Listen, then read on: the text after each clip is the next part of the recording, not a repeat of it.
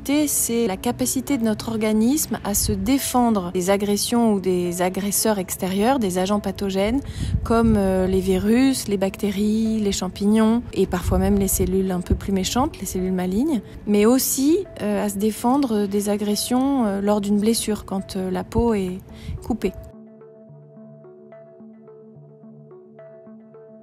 L'immunité innée, ça comprend en réalité la peau, mais aussi les muqueuses et les sécrétions. Donc on va dire que c'est une barrière, un bouclier qui correspond à l'extérieur, mais aussi un peu à l'intérieur de notre corps, et ça empêche la pénétration justement des agents infectieux à l'intérieur de notre sang, dans notre tube digestif et sur notre peau. Donc ça correspond à toutes les cellules aussi qui circulent dans notre sang, comme les globules blancs, il y en a plein de différents, et il y a aussi des protéines.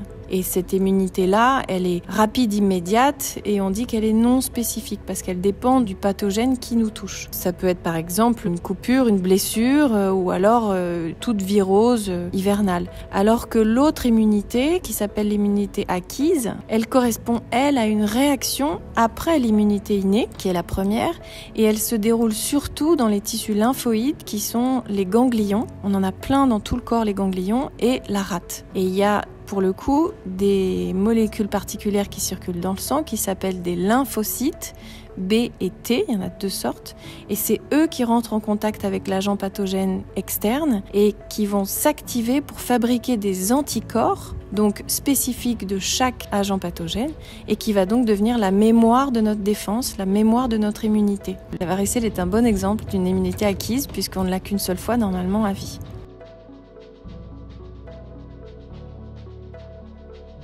Il y a des choses très simples à faire en réalité, comme globalement augmenter toute notre hygiène de vie, c'est-à-dire une alimentation saine et équilibrée. Il y a le sommeil aussi, faire très attention à son sommeil et essayer de dormir selon ses besoins, éviter tous les toxiques bien sûr, alcool, tabac et le sucre, parce que le sucre est très fatigant pour le système immunitaire et l'ensemble de nos performances. Pratiquer un sport pour gérer son stress. À l'entrée de l'automne, il y a un phénomène physiologique qui se met en marche, c'est que notre corps se prépare à l'hiver et on va appeler ça l'hibernation. On doit reprendre un équilibre global et comme il y a le stress de la rentrée, la diminution de l'ensoleillement, il va falloir trouver des moyens pour stimuler son système immunitaire. L'homéopathie est un moyen très simple et très pratique parce qu'on peut de façon régulière, 1 fois par semaine, stimuler un petit peu ses défenses naturelles globales. Quand on prescrit des médicaments d'homéopathie, on appelle ça le terrain de l'individu. C'est un traitement qui, par son approche holistique, permet aussi de faire une synthèse de l'environnement et de l'histoire des maladies de chaque patient et de l'état psychologique aussi. Donc c'est une réaction adaptée et unique pour chaque patient.